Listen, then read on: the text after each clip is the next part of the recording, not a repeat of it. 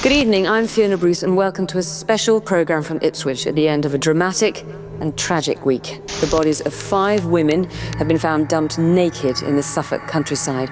Never before have so many murders of this kind been committed in so short a space of time. And whoever's responsible is still out there. Dear Dad, this is a reply to your letter. You are right. You have never seen me angry before. Because I am a quiet and placid person. Whenever I get upset, I tend to bury it deep inside. This is an absolute tragedy, and we are very fearful that women are still being murdered. I mean, there are many families in this country now who are still grieving the loss of their daughters. Many grandmothers caring for grandchildren because their daughters have been murdered, and that's very serious.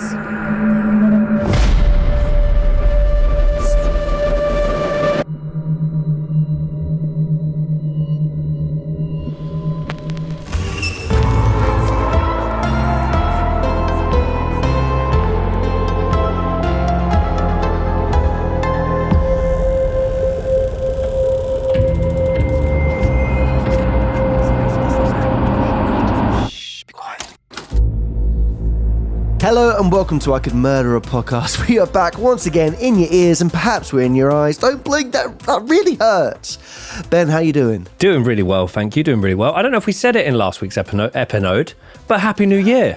You need to stop saying Happy New Year all the time. It's kind of my thing. Because this is the second week of February and... he's lying to you. He is lying to you. Well, when this goes out, the second week of February. Yeah, but when we're filming, it's a fresh year. We've just turned a page in the yearbook. How are you, Dan?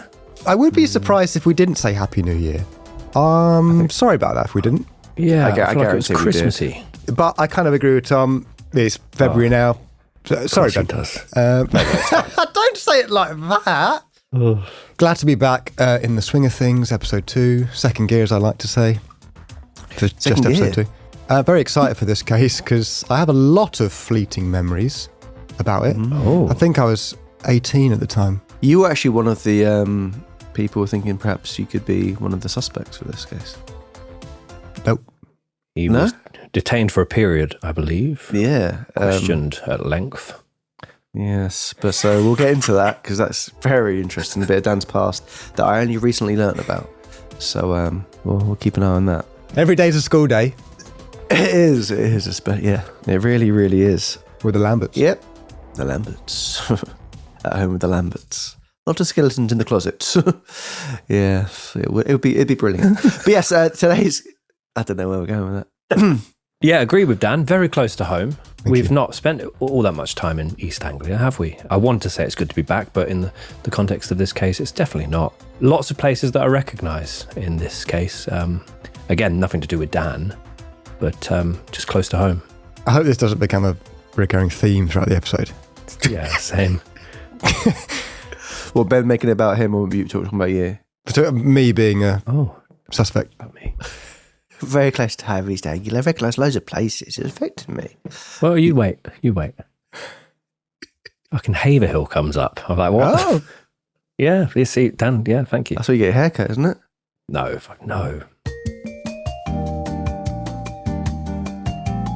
But Ben, reveal today's case. Absolutely. So this week it is the case of Steven Wright, the Suffolk Strangler, also known as the case of Steven Wright, the Mondeo Man case, Suffolk's worst serial killer, the Ipswich Ripper, the 2006 Suffolk killing spree, the Ipswich serial murders, and if you joined us last week, the cryptic clue, no, go left, Stephen, we're in Scranton.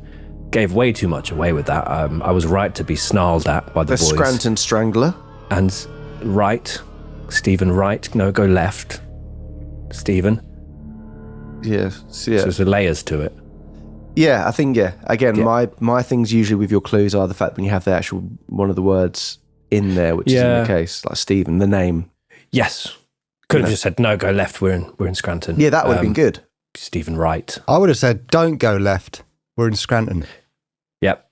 That's better, much better. We should collaborate. Yeah, maybe you send it over to Dan. Dan looks over it, gives it to me. I'll produce it. A bit. Yeah, brilliant. Fantastic. Perfect. Well, there you have it. So yes, Steven Wright, the Suffolk Strangler. Very bleak case. Very bleak indeed.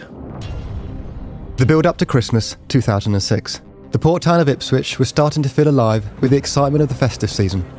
Streets glittered with Christmas lights and shops bustled with people buying gifts for loved ones. Brilliant. Really good, actually. It's a cat collar that was found outside of the cabin because the two cats had a fight. It fell off. Oh, ripped off its collar. Brutal. Bell. But it works for Christmas. It does. When life gives you lemons, make There's a collar. Christmas jingles. Lemonade. Families were making travel plans, workplaces were preparing for their Christmas parties, and a sense of joy and celebration filled the winter air. However, this festive cheer was abruptly shattered on a frosty Saturday morning when the first of 5 women's bodies were found amongst rural river and woodland locations on the outskirts of town, sparking fears of a potential serial killer on the loose. The town, once brimming with holiday spirit, came to an almost complete standstill. Parents locked their doors, partners accompanied their loved ones everywhere, and many of the town's residents became gripped by an intense sense of fear and uncertainty. As the police launched their ever-growing manhunt, the festive season was replaced by a chilling tension that was felt across the nation, freezing the town of Ipswich in a moment of dread and disbelief that would last for years to come. A serial killer had been living in plain sight the entire time. Who was this elusive and vicious serial killer? Why did he target these women specifically and so suddenly? How was he able to lure and murder his victims while living centrally to the area they were found? And what other unsolved crimes and missing person cases could this individual be linked to? Stephen Gerald James Wright was born on the 24th of April 1958 in the small village of Erpingham. In the small village of Erpingham, which is in Norfolk, England. Norfolk, of course, being the flattest county in England, as well as the home of Princess Diana, the Biffin Apple, actor and comedian Stephen Fry, Coleman's Mustard, singer-songwriter James Blunt, Chalk Reefs, and Alan Partridge. And Jack, mate. And is he actually born there and raised? In Norfolk, he's an Orange boy. I didn't know all of his life. I thought he just ended up there. No. And Jack, mate. Go on, Jackie boy. There you go. Hey, Jack. How you doing? Call me. Good to catch up sometime. Stephen was the second of 4 children born to Conrad and Patricia Wright, having an older brother called David and 2 younger sisters, Jeanette and Tina. Stephen's father, Conrad, worked as a military policeman, and his work often took him and his family all over different parts of the world. The family relocated several times during much of Stephen's early life, with he and his siblings living in different parts of the UK, as well as Malta, Cyprus, and Singapore. They eventually settled at RAF West Beckham in Norfolk, and the Wright children would regularly stay with their grandparents in the village of Friston in Suffolk. And as we've seen in many other cases we have covered where there's a great deal of uprooting and relocation, Stephen was said to have struggled with this and often found it difficult to settle and make new friends. As well as this, Stephen's father Conrad was described as an incredibly strict, learned disciplinarian who expected a ship-shape, orderly environment from his family, just as he did from his colleagues in the military. It has been said that Conrad himself was badly beaten by Stephen's grandfather when he was a child, and that he chose to carry that experience through to his own children, particularly to Stephen. Stephen's mother, Patricia, who worked as a veterinary nurse, recalled the following on her children's often violent upbringing at the hands of her ex-husband. I was there, and he was beaten a lot by his dad. His dad had also come from a violent home, where he was beaten as a child. That's no excuse, and I don't know if you could call that understandable, but he used to beat the boys. And when I say beat, I mean beat the boys. To the point where he almost killed me one time, and that's when I left. As Patricia explained, she eventually made the difficult decision to leave the family in 1964, when Stephen was just 6 years old, though the pair remained married but living separately for the following 14 years. Conrad eventually filed for divorce, and each of them married new partners. This brought in numerous step-siblings, as well as step-parents for Stephen and his brothers and sisters, with Conrad marrying a woman named Valerie and fathering both a son and a daughter with her. His younger brother, who later made multiple testimonies in court, was named Keith, and his younger sister was named Natalie. Stephen's mother, Patricia, eventually moved to San Diego, California, having very limited contact with her children from that moment onwards. Conrad Wright contradicted Patricia's reasons for leaving and reasserted the impact it had on their children. She basically abandoned them. It was never about any violence in the home, and I never stopped her from taking the children to America with her. She wanted this new life, and she took it. Stephen was always left searching for a mother figure through no fault of his own.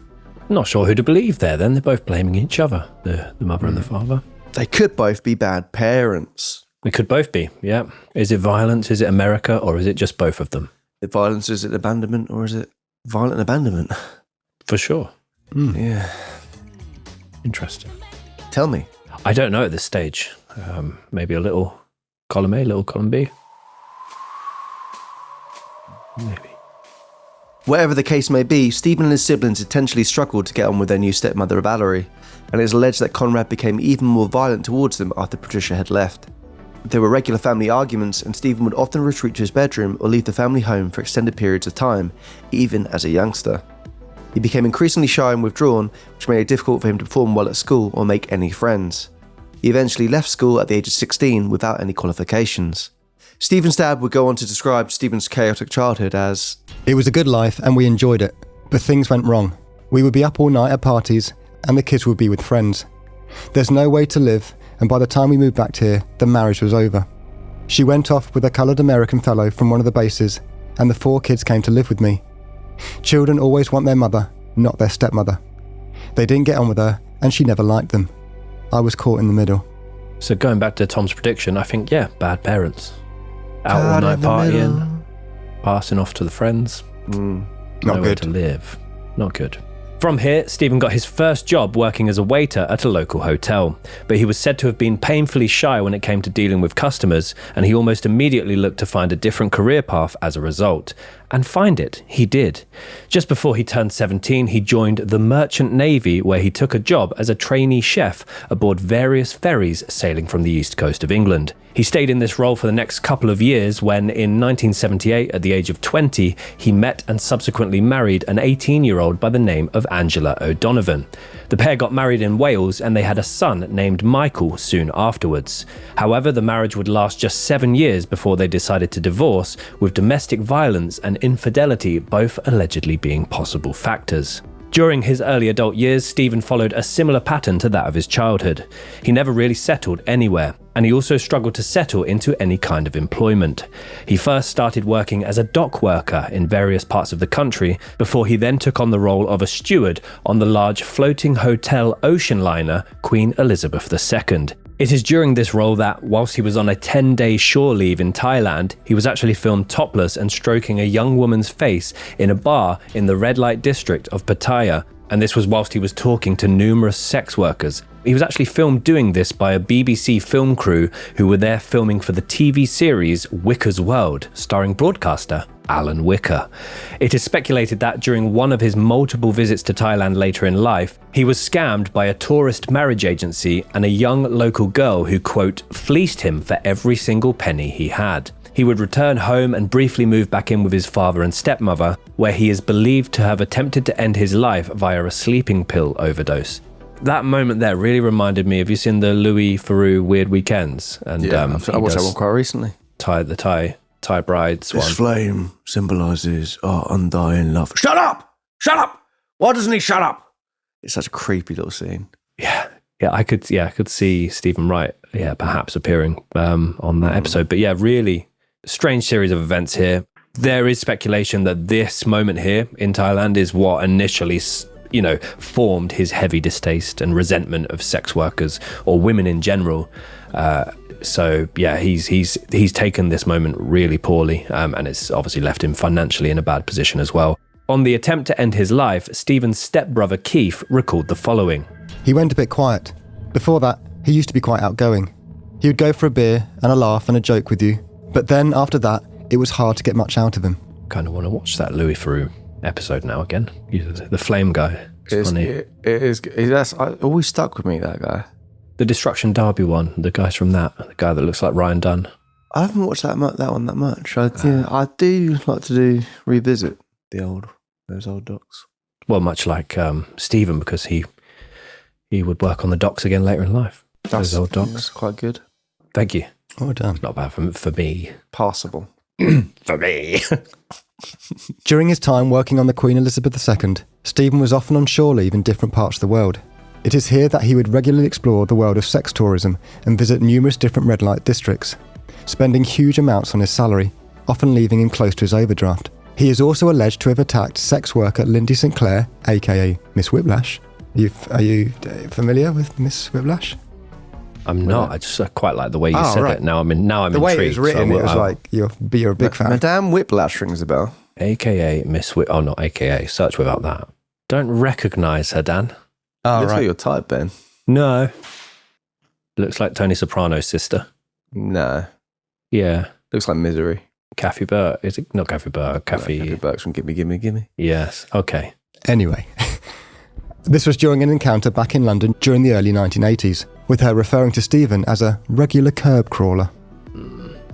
However, these outings were briefly halted when he met a lady called Diane Castle, who also worked aboard the ship as a window dresser for many of the shops on board. The pair quickly hit it off and later got married in Braintree, Essex, in August of 1987. This came after they planned to become landlords of a pub together in Norwich, the Ferryboat Inn. That's still around? The Ferryboat Inn. I'm going to check that out again. And this is coincidentally located in Norwich's red light district. But the brewers that owned the pub insisted that whoever took over needed to be married. The marriage and their tenancy at the pub sadly ended less than a year later, with Diane stating that their relationship was a total disaster and a nightmare, and that's when she was glad it was all over. She added, "Let's just say that it is understandable that his last relationship was tempestuous." One of my favourite words. A former colleague of Stephen recalled this point in his life. "We would all go ashore for the evening, of course, but while we just went drinking, he went off looking for brothels. Stephen was a quiet bloke who you never really got to know, but he had very sleazy tastes and indulged them everywhere we went." Over the next few years, Stephen took on a series of different jobs. He worked as a long-distance lorry driver. Actually, no, I'm not going to throw lorry drivers under the bus. He worked as a bartender, and he started working on the docks once again. He became the manager of a pub called the Rose and Crown in South London, where he met and struck up a relationship with barmaid Sarah Whiteley, whom he had a daughter with in 1992. However, he was dismissed from this management position due to issues relating to alcoholism and heavy gambling. Yeah, pub. I imagine there was a fruit machine in there. Not a great place to be for an alcoholic or a gambling addict. No, definitely. Because you could have a pint and go on the fruit machine. Yeah, quite a lot. Quite a lot, yeah. Quite a lot, yeah. Their pair broke off their relationship shortly before their daughter's first birthday, and Stephen eventually lost contact with both of his children. During Christmas of 1992, when Stephen was 34, his biological mother Patricia visited him from America while Stephen was briefly staying with his father and stepmother. Patricia recalled the visit in a later interview with the News of the World. "We had been getting on well during the visit. After all, it had been such a long time apart. But not long before I was about to leave, he changed completely. He was no longer my quiet, shy boy. He got into a drunken rage towards me and left several awful voicemails on my phone afterwards.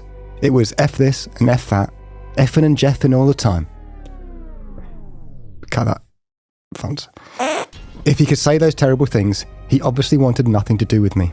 I mean, I don't blame him. She's abandoned him, and yeah, I think he's got every right to kind of be a bit hesitant of rekindling that relationship with his mum if she's absolutely ditched him. He's chosen to do some things I wouldn't necessarily agree with, but he's had a couple of pretty shitty parents by the sounds of it. With his relationship with Sarah Whiteley, he was not by any stretch a ideal partner. He was, playing away and, very kind of like controlling with her and very just, not a nice person. So, I mean, he's no angel himself by any stretch, but he's obviously not had a great start to life as well. 2 years later, in the spring of 1994, Stephen declared bankruptcy after spending a great deal of time in London. I declare bankruptcy! Play the clip, Hans. I declare bankruptcy! It is alleged that during this time, he visited numerous different massage parlours for sex, a habit which had followed him for much of his life, before racking up more than £30,000 in unsecured loans and moving back in with his ageing father and stepmother once again. Not long after this, Stephen attempted to end his own life via carbon monoxide poisoning from within his own car. He was found, perhaps having changed his mind, laying down in the floor of an alleyway in the Suffolk town of Haverhill. He was subsequently rushed to hospital after being discovered. Apparently, he had provided Sarah Whiteley with a suicide note that said he missed his daughter, though contact was never resumed afterward. Sarah recalled, he said he missed his daughter, he didn't want to be a part-time dad, and had lost everything.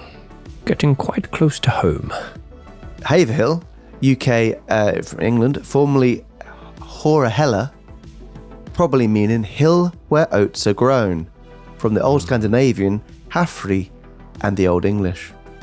Wow. Wow. It's very oaty around there, Ben. Not far from you. Not that I recall, certainly not. My one fond memory of Haverhill is my mum picking you up after you got your toes tattooed and it was snowing and you had flip-flops on. Yeah. And you were like sort of through the car park like a penguin. Yeah, that's spot on. But I would stay, not to offend anyone. Friend of ours went to school, he lived in near there and went to school nearish around there, I think. Okay. And it was a Quaker school. And then there's Oates, Haverhill, Quaker Oates. It's all adding up in my head. In 2001, Stephen started working as a barman at the Felixstowe-based The Brook Hotel. However, not long after starting, he was sacked from the role after being caught stealing hundreds of pounds from the cash registers. He was apparently stealing this money in order to pay off his debts. However, he was subsequently arrested and sentenced to carry out 100 hours of community service after being found guilty of theft. So this is a huge moment in the case. One thing that's really worth noting, the fact that he's started stealing money from this little hotel bar, is that when he was arrested, he was fingerprinted and a DNA sample was taken from him and added to the national database. This moment would later become pivotal in the case. During his time in Felixstowe, Stephen met a lady by the name of Pamela Wright. Her surname, though initially just a coincidence, was something that Stephen considered making legally binding, as the pair very quickly fell for one another, with Stephen contemplating proposing to her. How romantic was that? Pamela, let's make this legally binding. A couple of rights by name. A couple of rights by... Two rights don't make a wrong, do they, Pamela? Oh. Cracking relevance, Pam. So the pair, very quickly fall in love and they move into a flat, number 79 London Road in Ipswich, and they did this together in 2004. And according to Stephen, he stopped visiting saunas and massage parlours almost immediately after the pair moved in together. From here, he took a week-long course and became a forklift driver via Gateway Recruitment Agency. And he also did this whilst he pretty much, from what I understand, cut the alcohol addiction, but he continued with his gambling addiction, bet on the horses quite a lot. He also, through this agency, took on work as a labourer and a long-distance driver. Stephen would also start revisiting local massage and sauna establishments that were actually brothels in the Ipswich area, and he would also the flat that he had moved to with Pamela was pretty much in the heart of Ipswich's red light district. He would start going there around a year after the pair moved there, and Pamela started working night shifts. He claimed that he made this decision as their sex life had apparently become non-existent. He would do so in his blue Ford Mondeo, and so frequent were his visits that some sex workers started referring to him as Mondeo Man, which I think sounds quite creepy. You'd be the McGann Man. I would be the McGann Man. It's in the shop at the moment, unfortunately. Not that I would need it to go there. McGann Man, yes. Don't like that either. No? No. Okay. We don't have to think about it. We could, we could just... Okay. Any more? Been named after your football boots that you wear. Which are... Predator. No. Knew what he was doing straight away. I don't wear Predators.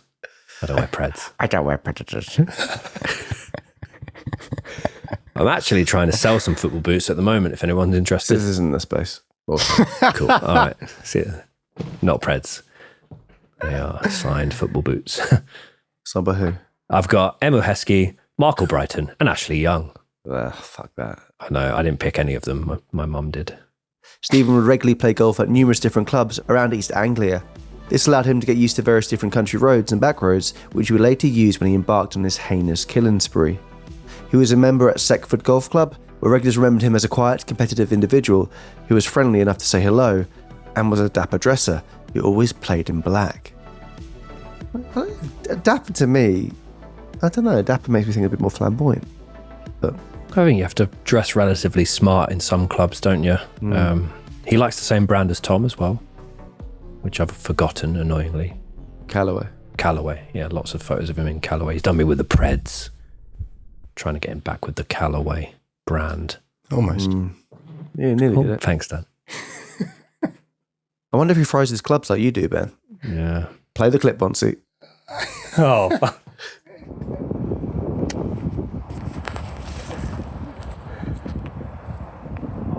You weren't filming that way. After playing golf on his set days, Steven would regularly head to a massage parlour called Cleopatra's or a sauna called Oasis. That's quite a good name for a sauna. Massage parlour Cleopatra's. I imagine that'd be themed. Where he would pay for sex, according to him, quote, whenever I got the urge. And by urge, he probably means erection. From here, he would return to the red light district, which wasn't at all far from his home, where he quickly realised he could pay vulnerable, and in a lot of cases drug-addicted, women as little as £20 for sex. One sex worker named Chiara said the following in an interview with The Guardian. He was a regular, and a lot of us felt safe with him. We got familiar with him, and even recognised him by his car, Mondeo Man. But by around mid-December of 2006, he changed. He turned nasty. He pinned me down. He never used to do that. It did scare me when he did it, because it wasn't like him. He was a bit nasty. When we heard about his later crimes, I thought, oh my God, I've been in his house. He could have done anything. I never thought it would be him. I thought it would be someone from another country, or just a complete maniac. So to summarise before we move over to the timeline, as the east of England near the end of 2006, Steven was twice divorced with, allegedly, an estranged child from each of the relationships. He had twice tried to end his life as a result of significant mounting debts, one occasion due to gambling and alcoholism, and the other occasion due to a marriage agency con in Thailand. He had numerous battles with alcoholism and is also seemingly addicted to visiting sex workers. As well as this, he has a criminal record and a fairly concerning-looking career history, jumping from job to job and from location to location in many short periods of time after being repeatedly dismissed. That sounds very much like a recruiter wrote that bit, Ben. Which you are the recruiter. You know, I know look about a good CV. CV. Yeah, that's a job hopper. No thanks. Any reason you can't commit to jobs, Steven?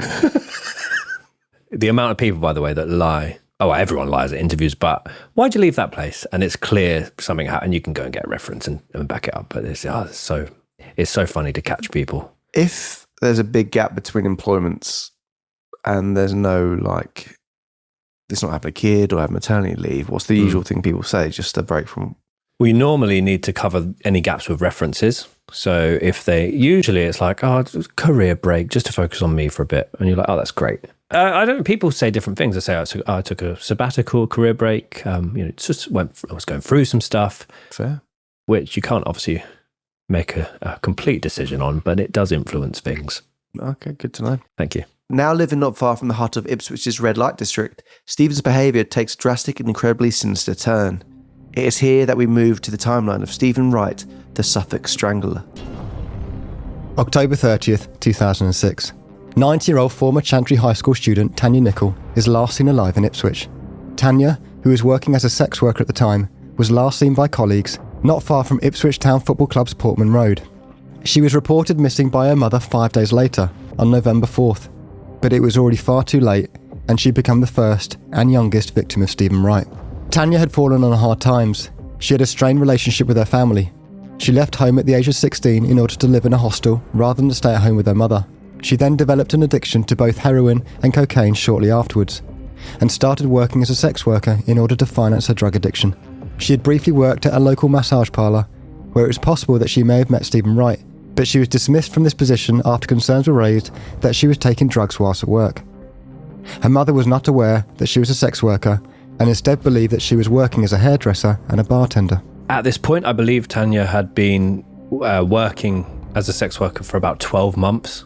It was a relatively recent decision based on the addiction that she'd formed, and it wasn't because of the fact she was living between places and predominantly in a hostel as well. It wasn't unusual for her to go missing for maybe a couple days at a time. So obviously it's now 4 days, and her mum has reported her missing. But they immediately made her, regardless of the situation, they didn't know there was a serial killer on the loose, on the prowl. They made the following press conference regarding Tanya. This is 19-year-old Tanya Nicol. She's been missing for over a week. Police are extremely concerned for her welfare because of her lifestyle. Unfortunately, investigating so far, we haven't managed to locate her on any of the buses she may have caught into town, and we haven't located her on any available CCTV to date. A worried mother waits for news of her daughter. Anyone who can help should call Suffolk Police or Crime Stoppers. November 14th, 2006, roughly 1:15 in the morning. 15 days later, 25-year-old Gemma Adams, a local who was born and raised in the nearby town of Kesgrave, is last seen alive near her home on West End Road in Ipswich during the early hours of the morning. Gemma was actually a friend of Tanya's, and the pair had recently gotten to know one another reasonably well. Her boyfriend of 10 years reported her missing the following day after she failed to respond to numerous text messages and phone calls. She too had sadly fallen victim to the Suffolk Strangler. Like Tanya, Gemma was also a sex worker. She shares some similarities with her, but also had a vastly different background. She came from a middle-class family who described her as an incredibly happy and popular child. However, she became addicted to heroin as a teenager, not long after meeting her boyfriend, who was also a heavy user of the drug. As a result of her addiction, she had previously lost her high-paying role at an insurance firm and turned to sex work in order to fund her habit. Though her boyfriend knew she was working as a sex worker, her family did not. And because now this made it 2 young girls going missing, immediately concerns were raised, and very quickly her boyfriend became a key suspect, or a key person of interest in this case, and he made the following statement when interviewed. Well, I started to get worried because she wasn't replying to my text messages. And Gemma always replies to me, and she didn't. December 2nd, 2006. 18 days after her disappearance, Gemma Adams' naked body is found in Belstead Brook, a river and marsh area near the remote and rural village of Hintlesham, Suffolk. Her body was discovered by a member of the public who was working as a water bailiff, Trevor Saunders. They immediately contacted the police. Rescue divers recover her body in the harsh winter conditions, but it shows no obvious signs of any kind of sexual assault or physical trauma. Gemma Adams became the first victim of Steven Wright to be discovered, though one other body was placed only a short distance away from hers, and many other murders were still to come. There was no sign at this point that the police were dealing with a possible serial killer. Trevor, the water bailiff who discovered the body, recalled the following. I suddenly noticed what looked like a mannequin in the brook. It was not until I got into the brook and got up right beside her and just moved her hair a little bit and moved the debris out of the way. That was when I suddenly realised that it was a young girl's body, face down in the water. My first thought was it was one of the missing girls. Yeah, I saw the interview with that guy, and it was, you could tell it very much affected him, as it would. A horrible scene. December 3rd, 2006, the following evening, 24-year-old Annalee Sarah Alderton, a mother of one who was 3 months pregnant with her second child, was getting the 5:53 train from Harwich, Essex to Manningtree. From there, she got a second train which took her to Ipswich at 6:43. Annalee had spent the day with her boyfriend, Sammy Jefford, and according to him, the pair woke up, had sex, and then she told him that she was going to visit her mother for a few days. He then took her to the nearest bus stop before giving her a kiss goodbye. Sadly, that would be the last time they saw her. Though Sammy later admitted that he knew Annalee had a drug habit and had previously worked as a sex worker, he told the court that he believed she no longer worked as a sex worker and only enjoyed smoking cannabis rather than any heavier drugs. It has been speculated that both of these statements were untrue. Many believe that she had lied to Sammy and had travelled intentionally to Ipswich's red light district in order to work to secure money for her drug habit. It is here she likely crossed paths with Steven Wright, becoming his third victim. So yeah, with Annalee, she'd obviously told her partner that she was visiting her mum, and sometimes his statement was quite a loose one. He said that sometimes she'd just go away from the house and, she'd be gone for a few days, but that she wasn't working anymore and she didn't do heavy drugs. So it wasn't unusual for her to be away for long periods of time. However, there would be numerous CCTV images from different trains that prove she went to Ipswich rather than going to her mum's house, which is what she told him she was doing. And then obviously she's arrived in that particular part of Ipswich in the red light area, and there was a lot of surveillance of this blue Ford Mondeo going around the area the exact same night. And yeah, the Ford Mondeo would be seen on multiple nights every time someone went missing in that particular area. Annalee had lived a fairly turbulent life thus far. She had lived between Cyprus and England during her childhood due to her parents' separation. Though she did manage to obtain good school grades and was described as a positive, happy-go-lucky child, she sadly became addicted to drugs at the age of 16. Not long after her father had passed away from a long-term battle with lung cancer. The morning of December 8th, 2006. 5 days later, 19-year-old Tanya Nichols' body is found in a river near Copdock Mill, just outside of Ipswich, which is also located roughly 4 miles away from where Gemma Adams' body was discovered. Like Gemma, Tanya's body is found naked with no visible signs of trauma and is believed to have been in that particular location for up to 39 days. For the first time, police began to suspect that they may have an active serial killer on their hands. This is due to the similar circumstances surrounding how and where each of the 2 victims were found. Locals in the area begin to live in fear that a serial killer was on the loose. A reward was offered, first by local business Call Connection, who initially offered £25,000 and later raised it to £50,000. At a press conference, officials from the Suffolk Constabulary advised all women to avoid the red light district in Ipswich. Little did they know that a third victim had already been claimed, and a fourth would be murdered in the coming hours. Later that evening, 29-year-old Annette Nichols, a mother of one from the Ipswich area, is last seen alive in the town centre. Her family reported her missing several hours after her disappearance, as they began to panic when seeing the news that 2 women's bodies had been found in rural parts of Suffolk. Annette, who became the 4th and oldest victim of Steven Wright, had also lived a troubled life. She had become a drug addict in her mid-20s not long after completing a beautician's course at Suffolk College, with the aim of opening a studio of her own from home so that she could also look after her son. Unfortunately, her addiction took its toll on her, and she started working as a sex worker in order to finance her drug habit. She later moved from her council house into a housing association in order to try and rehabilitate herself, and she also put her son into her mother's care while she continued with her recovery. She is believed to have made the decision to leave the housing association and move in with a man who was living in the centre of Ipswich shortly before she disappeared. And it is believed that her drug habit and her occupation as a sex worker both resumed at this point. She is believed to have been abducted and murdered by Steven Wright during the late night of December 8th. The morning of December 9th, 2006, Steven Wright arrived at Seckford Golf Club for a pre-Christmas tournament in his blue Ford Mondeo.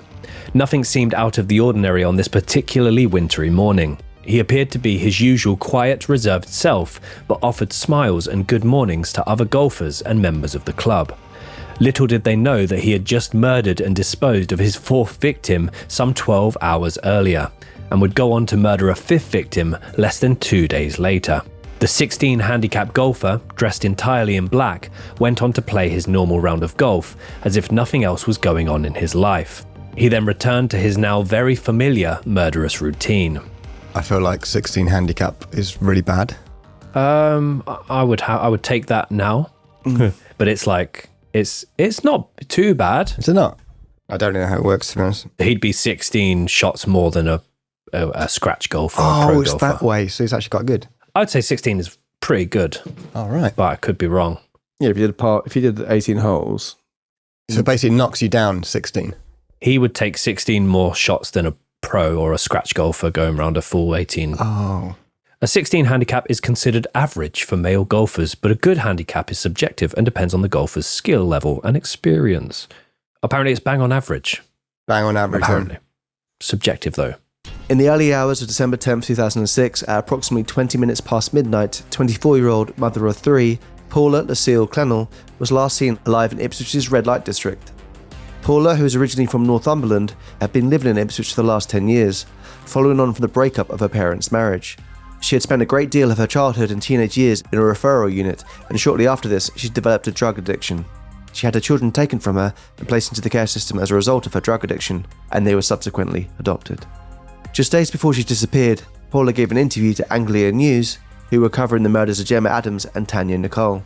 During this interview, she commented that she was a bit wary of getting into cars with strangers, but she needed the money to fund her £500 a day drug habit.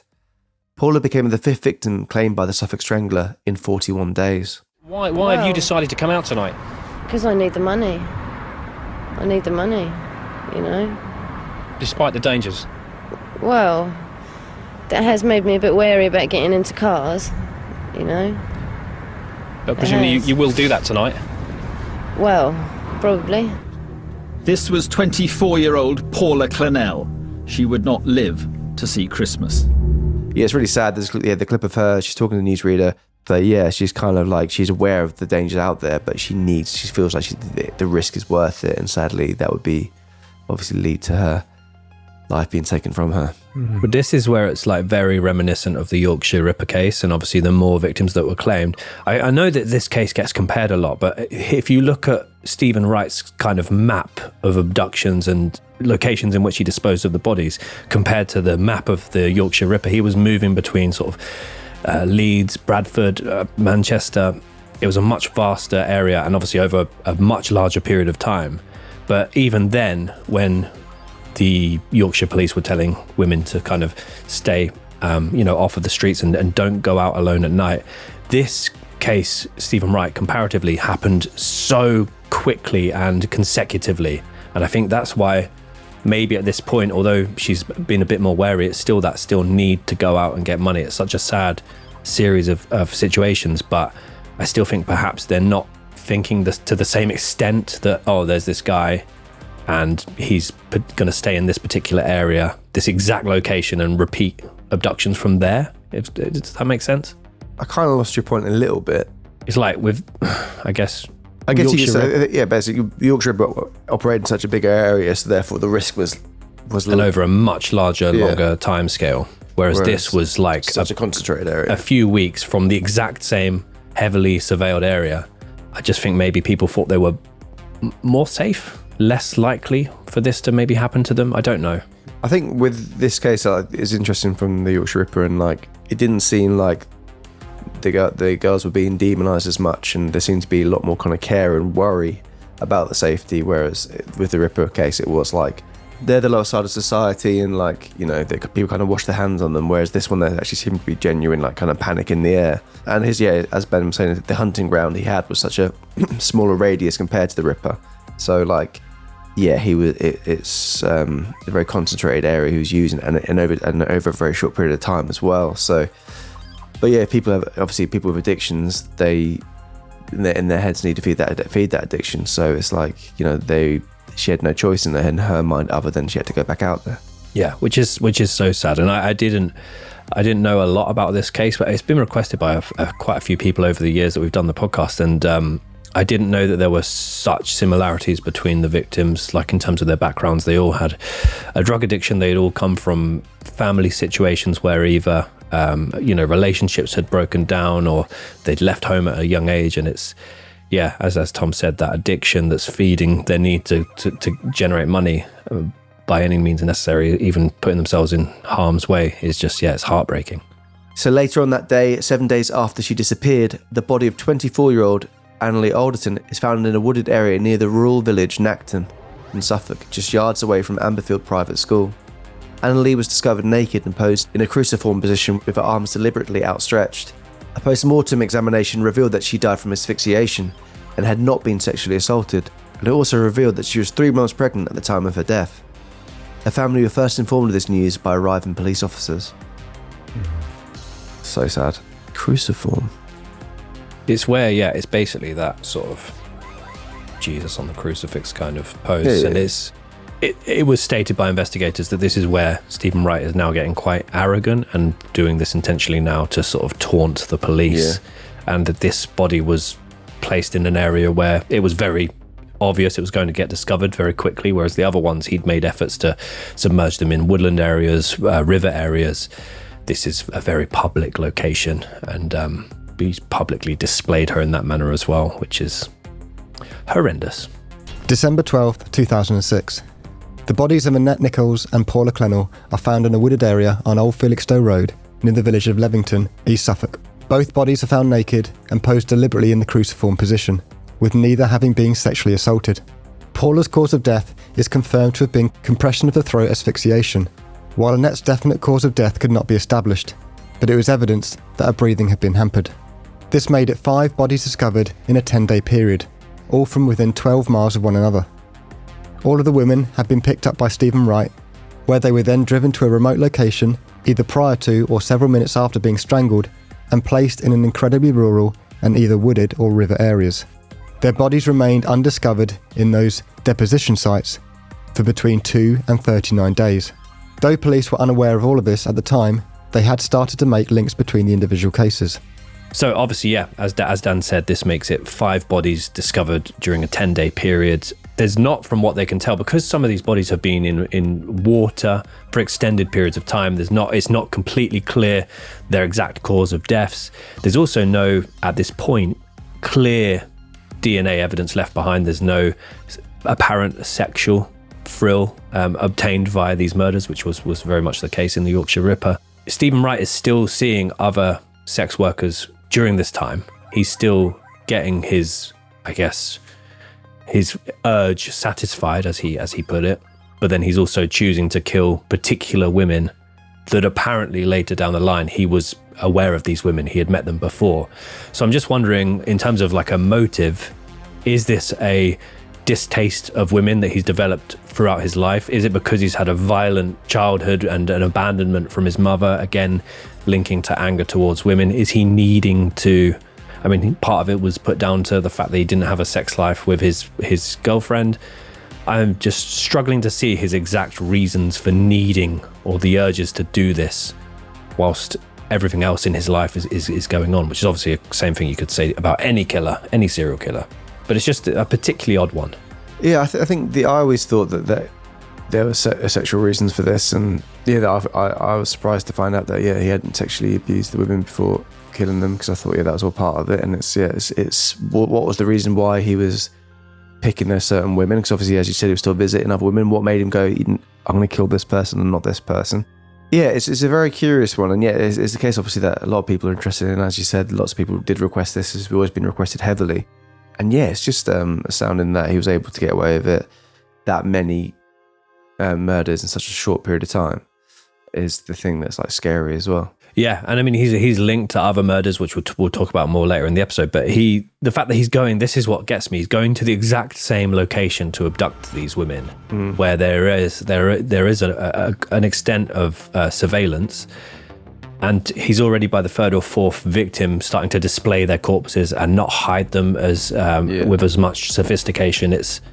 I don't know. It's not very meticulous as you might expect. December 15th, 2006. 3 days later, Suffolk Constabulary established a connection between the murders and initiated a homicide investigation designated as Operation Sumac, which is apparently a species of Mediterranean plant. Oh. The more you know. The more you know. No way! I think there was another. I did the odd sumac, meaning a shrub or small tree with compound leaves, reddish hairy fruits in conical clusters, a bright autumn colour. Ooh. I need some of them in my garden. The fruits of the Mediterranean sumac are used as a spice, especially in Middle Eastern cuisine. I wonder why they name them all these. There's Operation U Tree, wasn't there? There's there must be a reason behind that. I'm sure your copper friend would know, Tommy. U-tree, all the branches of different people involved in it. Sumac just sounds like Lee Mac's wife. How do police operations get their names? The aim is to choose names that are completely neutral so that hopefully they will be totally unrelated to the case. Oh. Makes sense, I suppose. Yeah. The names come from an approved list that has been decided in advance. This can be anything from exotic birds to towns on the south coast. There you go. Anyway, given the extensive nature of the inquiry, officers from various other police departments were brought in to assist. Suffolk Police declared the murders to more than likely be the work of a single serial killer. This marks one of the most significant police investigations in British history, initially involving over 300 officers and significant public concern. Detective Chief Superintendent Stuart Gull disclosed that several items of women's clothing and accessories, such as a handbag and a jacket, had been retrieved from the various scenes and were undergoing forensic analysis to determine if they were linked to any of the deceased women. During the press briefings, DCS Gull... The name's Stuart. Gull? But I'm not gullible. During the press briefings, DCS Gull indicated that more than 375 police officers were engaged in the investigation, with detectives receiving approximately 400 to 450 calls each day. That is a lot of calls. That is a lot. Later that day, Suffolk Constabulary's website announced that a cumulative total of 7,300 calls had been made to the police concerning the investigation, and over 500 police personnel and specialists were now actively working on the cases, with assistance from at least 25 additional police forces. By December 18th, the number of officers involved in the investigation had risen to 650, which included 350 officers from 40 different police forces who had contributed to the inquiry. Additionally, the volume of calls related to the case had surged to around 10,000. So this has all happened, obviously, in a very short period of time, and this is why I think they were able to trace and track him down so quickly compared to cases that this has been compared to. And then the quick thing is, okay, let's look at where they were last seen, let's review any surveillance from the area, let's see if there's any commonalities, and boom, this blue Mondeo. This is why it's not as sophisticated as he thinks he is, because now he's displaying obviously corpses, getting a bit arrogant with it all. Surely he must be aware. they're going to know it was, at least want to talk to him about being in the area at the time. I also think, though, like, he's tried to take his own life a couple of times before.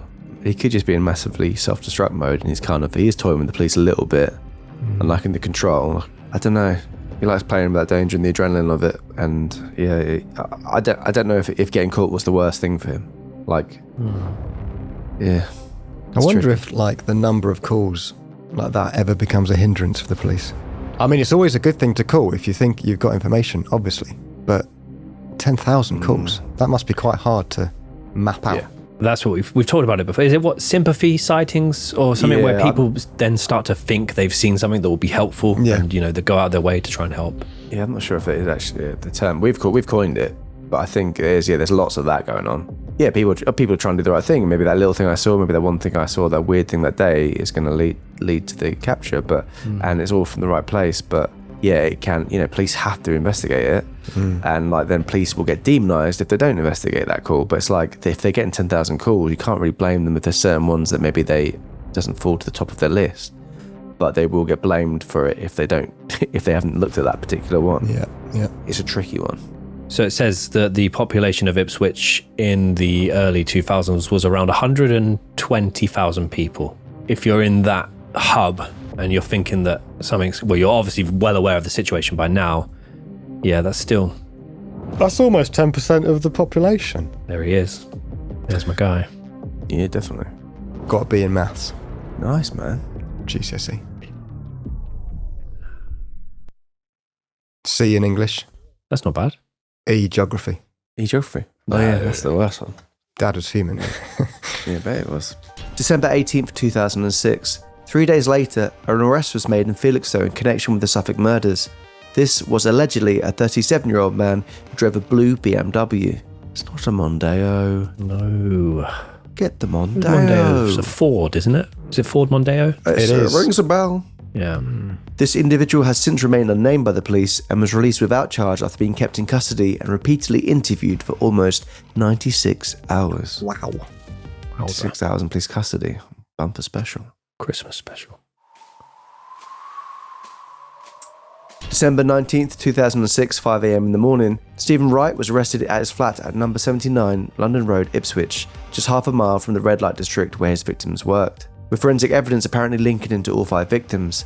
This is down to tiny specks of blood being found in the backseat of his blue Ford Mondeo. That was a perfect match to the DNA profile of Paula Clennell. As well as this, DNA evidence matching Steven Wright's profile was gathered at the scene where Annalie Alderton's body was found. His father, 73-year-old Conrad Wright, said the following regarding his son's arrest. When I first heard they'd arrested Steve, I thought, no way. Steve's no killer. He's just not the type. Steve is soft. He's daft. He wouldn't even know how to kill 5 people, take them and distribute their bodies all over Suffolk. I would have backed him all the way and say he was innocent, but as time went on, the more I thought he couldn't be. He'd always be disappearing off somewhere, chasing after women. But you couldn't say he was good with them. He would usually meet them in a pub, get besotted for a while, and then it'd fall apart. In the end, he'd be back here wanting to borrow money. Not as much emotion attached to that. I remember, again, I know I said I don't know why this case keeps getting compared, but I remember the interviews with Peter Sutcliffe's dad, and he was very emotional, saying, it can't be my boy. There's no way it could be my boy. Whereas very quickly, Conrad is kind of, at first I thought it couldn't be, but the more I thought about it and the more time went on, yeah. It adds up. It does make sense. December 21st, 2006, 2 days after being arrested, Steven Wright is formally charged with the murders of all 5 women. He is dubbed by the local journalists as the Suffolk Strangler for the first time. Wright appears at Ipswich Magistrates Court the following day and is remanded into custody. May 1st, 2007, Steven Wright pleads not guilty to all charges at a hearing at Ipswich Crown Court, but he admits to having sexual encounters with all but one of the 5 women. He refused to confirm 19-year-old Tanya, and further testifies that he had been utilising the services of sex workers since the 1980s. January 16th, 2008, so the following year, Steven Wright's trial begins at Ipswich Crown Court. Prosecutors present forensic evidence including DNA and fibres, which was able to link Wright to all 5 of the victims.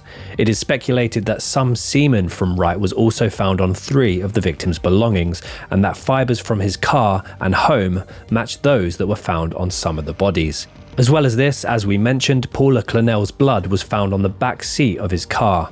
Surveillance footage and records also showed Steven Wright's movements in the areas where the victims had disappeared.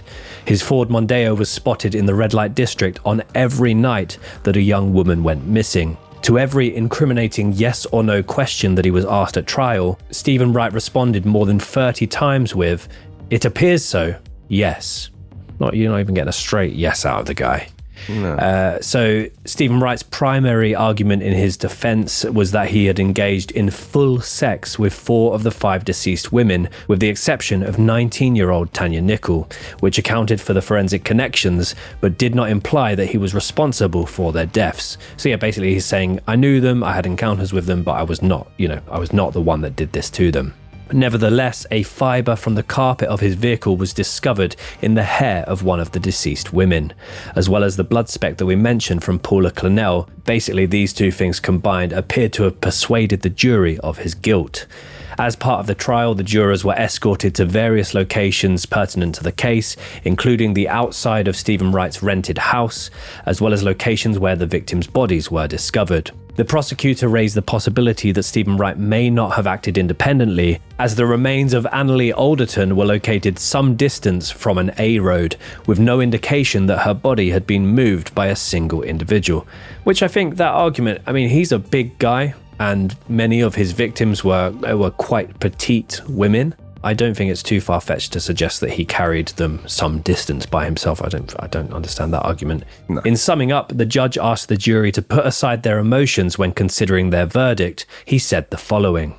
The loss of these 5 young lives is clearly a tragedy. You are likely to have sympathy for the deceased and their families. Your sympathy must not sway you. You may view with some distaste the lifestyles of those involved. Whatever the drugs they took, whatever the work they did, no one is entitled to do these women any harm, let alone kill them. February 21st, 2008, after almost 8 hours of deliberation, the jury found Steven Wright guilty of all 5 murders. Wright is sentenced to life imprisonment with a recommendation that he never be released, thus upgrading his term to a whole life tariff. On the same day, in a Sky News special report, Carrie Mitchell of the English Collective for Prostitutes appealed to the public to spread awareness of crimes against female sex workers and women in general.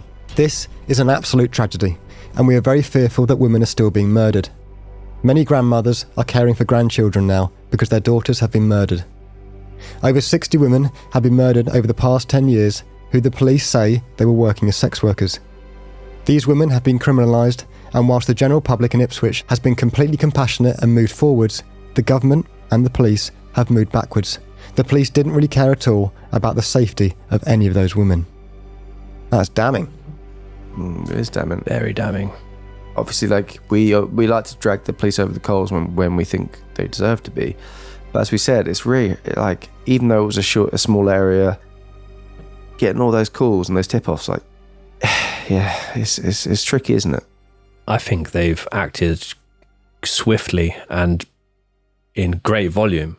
Obviously, the bodies weren't discovered for a few days, or the first one was Gemma, wasn't it? So they had a 10-day window where 5 bodies were discovered, and then after the last body was discovered, it's 2 weeks later they've made the arrest, which I think is relatively, let me just clarify that. So December the 12th, the last 2 bodies were found. They arrested him on December the 19th, so literally a week later they've got him. People could argue that's given him a week to perhaps murder more people, and people believe he may have been responsible for more murders in that time, but that's, I think, fairly quick. Yeah, it's tricky, isn't it? February 22nd, 2008, Wright begins his life sentence at HM Prison Belmarsh. He was later moved to HM Prison Long Lartin, while some of the victims' families stated that they felt the death penalty should be brought back to England, specifically for Steven Wright. Other family members stated they were happy that they could now close this chapter in their lives and start again. Then Prime Minister Gordon Brown stated that this case was a great example of the importance of a national DNA database. Steven's stepmother, Valerie Wright, meanwhile, struggled to come to terms with the news that her stepson was the evil individual dubbed by the press as the Suffolk Strangler. In an interview with the BBC, she said, Steve is a very gentle, shy and quiet person. He never forgets birthdays. He never forgets anniversaries. He would always come back if he had a problem. He lived with us, with his wife and child. He's just not got a malicious bone in his body. I've known him for 40 years, and I've never once seen him lose his temper. I don't think the fact that he doesn't forget birthdays or anniversaries overrides the fact that he is a serial killer, an awful person. Yeah. But yeah, people clutch to things, don't they, when they're trying to... Yeah, I mean, it'd be very hard to imagine someone that you've had around your house at Christmas dinner table and you're like, they could do such a thing. And, you know, you try and, yeah, I can understand it. But yeah, you said it doesn't, sadly, that doesn't rescind all the things he did. 2009. In a letter written to his father from prison, Steven stated the following, which offered the first hint at any possible motive or excuse for his actions in the previous years. Whenever I get upset, I tend to bury it deep inside, which I suppose is not a healthy thing to do. Because the more I do that, the more withdrawn I become, because I've seen too much anger and violence in my childhood to last anyone a lifetime. But that kind of lines up with Tom's point that he may have become quite self-destructive at that point in his life, but also his statement there, well, why didn't any of his siblings or half siblings behave or feel the same way if they went through the same experiences that he did? I know that some suggest he was particularly picked upon by his dad, and his mother abandoned him, but she didn't just abandon him, she abandoned all of the children. Still can't quite grasp a motive there, apart from he was a very angry, violent person. Yeah, but I guess it's one of those things, it's like, not everyone who has a bad childhood would go on to become a serial killer. Like, it seems to flip a switch for some people, but a lot of people have been dealt the same cards, and they're not gone. You know, there'll be so many more serial killers out there. If just because your parents break up when you're young, and you seemingly get abandoned and left a bit alone to your own devices, that's surely not, you know, it's tricky. He continued in his letter to his father. You said in the paper that when you looked into my eyes, you would never know whether I was guilty or not. That really hurt me. It was like a knife in the heart for you to even contemplate that I could be capable of such a terrible crime. But you were capable, and you did do it. Well, yeah, what the fuck is he on about? Yeah, I'm with you, Dan. So moving on to what's happened in recent years, I mean very recently actually. So on the 22nd of May 2024, Steven Wright faced charges of murder and kidnapping in connection with the case of 17-year-old Victoria Hall, who was abducted and murdered in 1999. Victoria was last observed alive during the early hours of September 19th, 1999 on High Road in Trimley St Mary in Suffolk.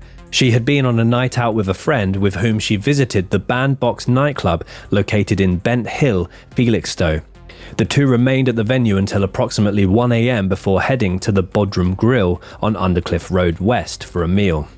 Following their meal, they began to walk back to Trimley St Mary, and Victoria was only a short distance from her family's home when she and her friend separated at around 2:20 a.m. and this was near the intersection of High Road and Faulkner's Way. She was then believed to have come into contact with a lurking 41-year-old Steven Wright. Upon waking up the following morning, Victoria's parents discovered she had not yet returned home and subsequently contacted the police. A missing persons investigation was initiated. However, just 5 days later, the naked body of Victoria was discovered approximately 20 miles away from where she was last seen. And she was discovered in a ditch adjacent to a field by a dog walker on Creeting Lane in Creeting St Peter. Steven Wright was charged with this murder as well as the attempted kidnapping of another woman on the same night. These charges were confirmed in 2024. Steven Wright has remained in prison, occasionally making headlines regarding appeals or alleged connections to other cases. And yeah, there's a huge list of different cases he's been considered to have involvement with. And again, if this case, you know, if they had the same volume of police work looking into this, or the DNA technology they had, you know, if they had caught him for the 1999 murder, you could argue obviously none of this would happen. But sadly, that went unsolved. There have been numerous investigations into whether Steven Wright is linked to the murders of Susie Lamplugh, Vicky Glass, Jeanette Kempton, and 4 other murders in East Anglia alone, but no further charges have been brought against him as of January 2025. A former travelling companion of Steven Wright's named Paul Ayres found it incredibly difficult to come to terms with the news that his former friend had become an evil serial killer. He said the following in an interview with the News of the World. I would never have thought he could do anything like this. He just seemed like a nice guy with a good sense of humour.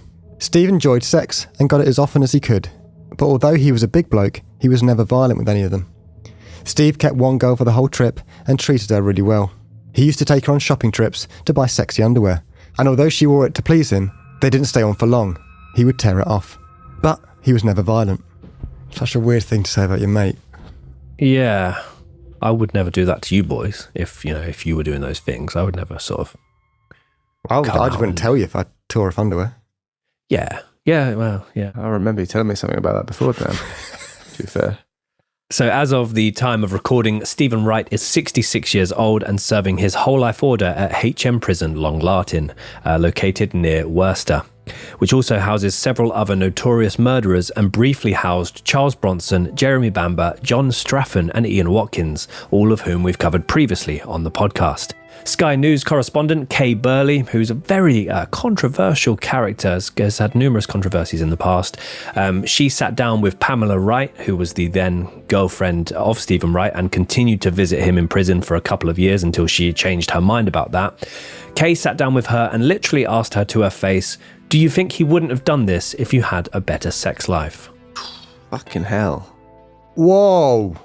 Yeah, play the clip. In interviews with the Sunday Mirror and Mail on Sunday newspapers, she reveals that Steve Wright also knew Susie Lamplugh. The estate agent vanished in 1986 after going to meet an unknown client. I think we were watching either Crime Watch or something like that. And she came on and he said, "Oh, I used to know her." He said she used to come in the pub. Do you think if you'd had a better sex life, he wouldn't have done this? Maybe, but I don't know that now, do I? I don't know if he was even doing it when we did have a sex life. I really don't know him at all. Yeah, so pretty awful. Pretty awful. Well, what do you think, Ben? If they were regularly having sex, would you think that he would have done it? Well, I mean, the way that Pamela responded was that she thinks perhaps he could have been doing it whilst they were in a great place. She didn't think it made all that much difference. I think I would agree with Pamela. In 2015, London Road, which is labelled as a British musical mystery crime drama film, was released after being inspired by an award-winning National Theatre production with the same storyline. The film, starring Olivia Colman, who's also originally from Norfolk, just like Steven Wright, and Tom Hardy, documents the elements that occurred in 2006 when the quiet rural town of Ipswich was shattered by the discovery of the bodies of 5 women. The film uses actual dialogue from the real townspeople of Ipswich who were interviewed by author Aleki Blythe as they came to terms with the fact that a serial killer had been living in their community during the murder spree. It's got fairly good review, 76% Rotten Tomatoes, 5.2 out of 10 IMDb, so not so good. But basically it's a musical and it's Tom Hardy's in it, of all people. And there's a little clip of the trailer for it where they're basically... It's really jarring to see a murder case done in a musical Yeah, I don't know why I production. sit on that. Yeah, so it's worth a little view. As we saw very much whenever Leeds play, they often are taunted by opposition fans using chants about Jimmy Savile. Well, apparently Norwich City fans allegedly taunt Ipswich fans about Steven Wright, and there's a video on YouTube of them doing this in February of 2017. Haven't looked at that. It doesn't look bad, I thought. Actually, I think I might give that a watch. Yeah.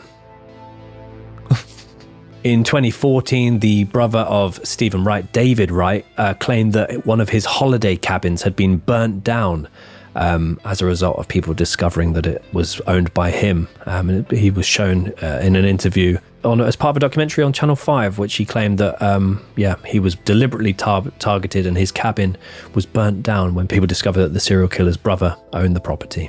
So that was the case of Steven Wright, the Suffolk Strangler. Very fascinating case, and I can see why a lot of people were requesting it. There's a lot more to it than I kind of thought in regards to kind of his motive and stuff like that. Very, very sad case. And very close to home, like you said, Ben. Yeah, very much indeed. I still don't know where I stand in terms of why.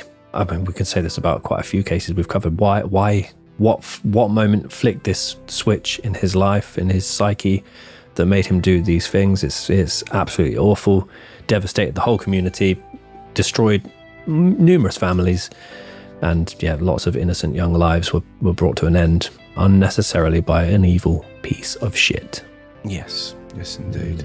Yeah, thanks for that, boys. What an interesting case. Very dark. But just to move on to a bit more of a lighter theme, I just want to say a quick welcome and thank you to all our thousands of new members flooding in the gates of the cult.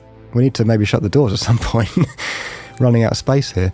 If you didn't know, we have over 200 minisodes on our private membership site, which you can now access direct through Spotify. You've probably noticed there's a lovely little feed of locked content. If you fancy it, hit the padlock, join the cult. The content is prime, it's fantastic. You can join the community. We love our community. And it's just wonderful to see. So thank you. We recently covered the Smiler tragedy at Alton Towers. And the other thing Dan cheekily didn't mention is on Spotify, you can actually watch the visual as well. So when you're on the go, you can listen to it and watch it on the minisode. So why not check that out? It is awesome. Technology is crazy, isn't it? Crazy. Yeah, man. Wow, radical. I've been watching or binging Alaskan Bush People over Christmas, which is why I didn't get a chance to watch that London Road musical. And they don't have that much technology. But London Road won't be more relevant for the case for research, but yeah. Fair play to you. Get lost in the binge sometimes, which you can do with our 200 additional exclusive episodes. You've managed to turn that around. Very good. Binge bus.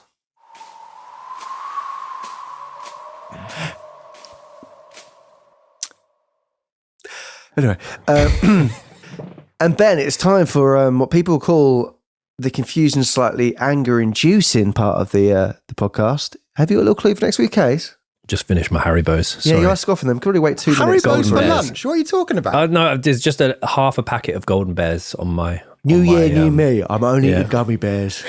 Less cheese, more bears. There's a very generous numbers of the red bears, which are the best ones, obviously, after the sort of lighter ones. That's what Jack, in the film Jack, gave to J-Lo. Robin Williams gave J-Lo a whole bag of just the red bears because she asked for it. Nice. Great film. Makes me cry.